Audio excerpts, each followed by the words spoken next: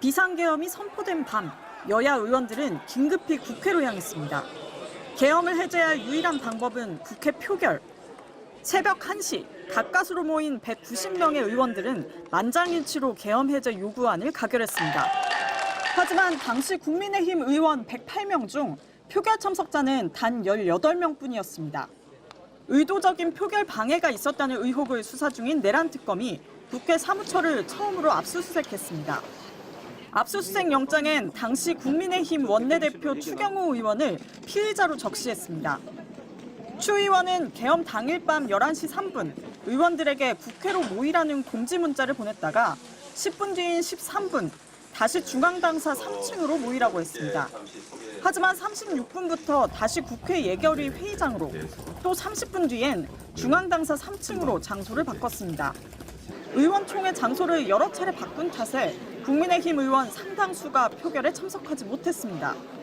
본회의장으로 부르시기도 하고 중앙당 당사 3층으로 부르시기도 하고 그게 한 몇 번 계속 교차되었어요. 이렇게 장소를 바꾸는 사이엔 추 의원이 11시 12분부터는 7분 넘게 한덕수 당시 국무총리와 이후 22분엔 윤석열 전 대통령과 1분가량 통화한 사실도 드러났습니다.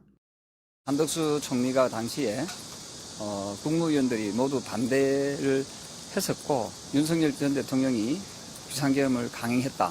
이 이야기를 추경호 원내대표한테. 추 의원은 계엄 당시 우원식 국회의장과의 통화에서 당사에 있던 의원들을 국회에 들어올 수 있게 요청했다며 표결 방해 의도가 전혀 없었다는 증거라고 주장했습니다. 하지만 계엄 해제 요구안 표결 시각, 국회 원내대표실에 머물던 추 의원은 투표에 참석하지 않았습니다. 압수수색을 통해 계엄 당시 국회 본청 CCTV 등을 확보한 특검은 압수물 분석 등을 마치는 대로 추 의원을 불러 조사할 방침입니다. MBC 뉴스 이혜리입니다. 국민의힘은 내란당이라는 오명에서 벗어날 수 있을까? 국민의힘은 내란 동조 세력이라는 오명에서 벗어날 수 있을까? 12.3 비상계엄 내란 사태 때 국민의힘 원내대표였던 추경호 의원이 내란 특검의 수사선상에 올라 있습니다. 내란 특검은 추경호 의원을 피의자로 적시하고 어제 국회 사무처를 압수수색했습니다. 특검은 국회의 비상계엄 해제 표결 방해 의혹의 혐의를 받고 있는 추경호 의원을 곧 소환 조사할 것 같습니다. 특검 수사 결과 추경호 전 원내대표의 표결 방해가 확인된다면 추경호 의원과 국민의힘의 운명은 어떻게 될 것인가? 아마도 추경호 의원은 내란 주요 임무 종사자가 될 것이고 형법 제87조에 따라 사형, 무기 또는 5년 이상의 징역이나 금고를 피해갈 길이 없어 보입니다. 그렇게 되면 국민의힘은 내란 우두머리 피의자 윤석열과 내란 주요 임무 종사자 피의자를 동시에 보유한 정당이 될 가능성이 높습니다. 통합진보당 해산 사유는 내란 예비 음모 내지 내란 선동 혐의였습니다. 국민의힘은 내란에 직접 연루된 정당이니 통합진보당과 비교해보면 10번, 100번 정당 해산감입니다. 헌법 제4조 8조, 헌법 제8조 사항은 정당의 목적이나 활동이 민주적 기본 질서에 위배될 때에는 정부는 헌법재판소에 그 해산을 제소할 수 있고 정당은 헌법재판소의 심판에 의하여 해산된다고 규정하고 있습니다. 이 헌법 조항으로 봤을 때 윤석열 내란 우두머리 피의자에 더해 추경호 전 원내대표의 혐의가 유죄로 확정된다면 국민의힘을 해체하라는 국민적 분노 앞에 직면할 것입니다. 저는 국회 의결로 정당 해산 안건을 국무회의에서 심의할 수 있도록 하는 헌법재판소법 개정안을 이미 발의했습니다. 통합진보당 해산 사례를 볼 때 국민의힘을 해산시키지 못할 이유는 없다고 봅니다. 국민의힘이 통합진보당 해산 사유보다 10배, 100배 더 엄중하므로 국민의힘은 10번, 100번 해산시킬 수 있다고 저는 생각합니다. 내란 특검은 추경호 의원의 비상계엄 표결 방해 의혹 혐의에 대해 철저하게 수사하기 바랍니다. 근데 국민의힘에서 좀 긴장을 하는 건 이 김건희 국정농단 특검 말고도 내란 특검에서도 국민의힘 의원들에 대해서 수사를 하고 있잖아요. 지난번에 계엄 해제 표결을 방해했느냐 뭐 이 의혹인데 조경태, 김예지 의원이 참고인 조사를 받았고 다음은 추경호 당시 원내대표다. 그리고 윤석열 전 대통령과 통화를 했던 나경원 의원도 조사를 받을 거다. 뭐 이렇게 얘기가 나오니까 분위기가 더 좀 압박을 받는다고 할까요? 그런 상황 아닐까 싶은데요. 올 것이 왔다는 분위기가 당내에 있습니다. 사실은 지금 워낙에 김건희 특검에서 수사하고 있는 건들이 대중의 관심을 모으기에 좋은 소재이다 보니까 다들 언론이라든지 이런 집중이 다 글로 돼 있는 상황이긴 하지만 저희 당 입장에서 볼 때 그것보다 훨씬 더 몇십 배 더 중하게 봐야 될 부분이 바로 내란 특검에서 저희 당을 향한 수사의 칼끝이에요. 그 특검에서는 당시에 국회에서 있었던 계엄 해제 의결이 없었다면 조금이라도 그 당 1시 1분에 됐잖아요. 그때 되지 않고 정말 늦추거나 했으면 해제 의결이 안 됐을 거다라는 전제하에 그런 계엄이 실행이 되고 여러 가지 일들이 벌어졌을 거라고 본다는 말이죠. 그렇게 되면은 계엄 해제 의결에 찬성하지 않은 의사표시조차 안 했다는 것이 소극적으로라도 계엄이 성립되는 데 있어서 동조한 거 아니냐 이런 논리가 성립이 돼요.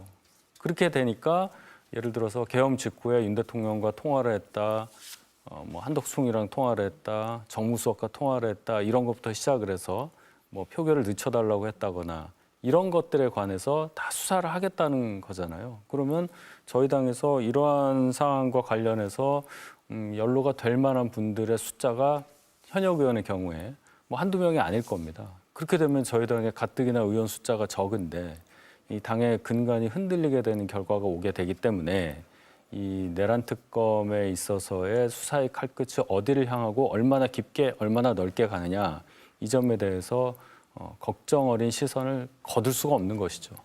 오히려 내란 특검 수사에 더 긴장을 하고 있다 이런 말씀이신데 어떻습니까? 그렇죠. 사실상 뭐 예. 통일교 교인들의 입당하는 부분들은 또 이 내란 특검이 그 당시에 12월 3일 날 추경호 지도부를 수사하는 거하고는 하늘과 땅 차이의 무게감이 있는 거죠. 이거는 내란의 중요 임무 종사자가 될 수 있는 겁니다. 앞서 윤 대변인 얘기했지 않습니까?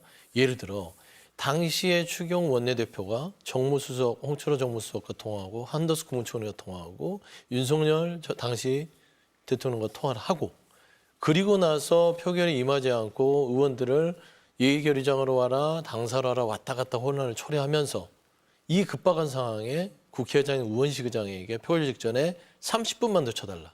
우리가 좀 결정을 해서 그때 들어가겠다. 만약에 우원식 국회의장이 판단이 조금이라도 늦었으면 30분을 기다렸다면 그 사이에 무슨 일이 있었냐. 윤석열 당시 대통령이 곽정원 특전사령관에게 지금 다 정적수가 안 찬 것 같다. 뭘 부수고 나서라도 빨리 끌어내서 잡아내라. 이게 그 와중에 있었던 거예요. 이 30분이라는 것은 대한민국 역사를 바꿀 만한 중차대한 시간이 될 수 있었을 것이고 그게 말하자면 임무가 부여됐다면 저는 이거는 김용현 국방부 전 장관보다 더 안 좋은 특히나 헌법기관이잖아요. 국무위원이 아니라. 헌법기관으로서 여당 지도부로서 일 같은 일을 협조나 동조하려는 의사가 조금이라도 있었다면 이건 어마어마한 일입니다. 거기에 또 나경원 의원도 윤석열 전 대통령과 추경호 전 원내대표 당시 비슷한 쯤에 통화를 했다면 어떤 얘기를 나눴을 것인가. 좀 거들어줘라. 추경호 원내대표 좀 우리 나 의원이 힘을 좀 실어주시오. 라고 만약에 했다면 이런 것들이 뭐 내용은 아직 안 나왔으나 그냥 상황과 정황상 이런 것만 봤을 때는 그냥 전화했다고 해서 처벌을 왜 하려고 그래? 왜 불러? 이거 야당 탄압하냐? 주장하기에는 그 사안이 엄중하다라는 말씀을 좀 드리고 싶습니다.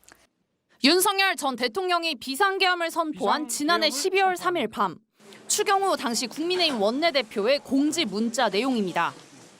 오후 11시 3분에 국회로 모이라고 했다가 13분에는 중앙당사 3층으로 모이라고 합니다. 그랬다가 36분부터는 다시 국회 예결위 회의장, 4일로 날짜가 바뀐 0시 6분부터는 중앙당사 3층으로 장소가 바뀝니다. 본회의가 열린 건 4일 0시 47분. 국민의힘 의원은 단 18명만 계엄 해제 요구안 의결에 참여했습니다. 계엄 해제 요구안 의결 방해 의혹을 수사하고 있는 내란 특검이 국민의힘 조경태 의원과 김예지 의원을 참고인 신분으로 불러 조사했습니다. 추경호 전 원내대표가 의원총회 장소를 여러 차례 바꾸면서 표결을 의도적으로 방해했다는 의혹을 묻기 위해서입니다. 당시 조 의원은 표결에 참여했고 김 의원은 참여하지 못했습니다. 그날 본회의장으로 부르시기도 하고 중앙당 당사 3층으로 부르시기도 하고 그게 한 몇 번 계속 교차되었어요. 특검은 12월 3일 밤 추 전 원내대표가 윤석열 전 대통령과 통화하기에 앞서 11시 12분부터 7분 넘게 한덕수 당시 국무총리와 통화한 사실도 포착했습니다.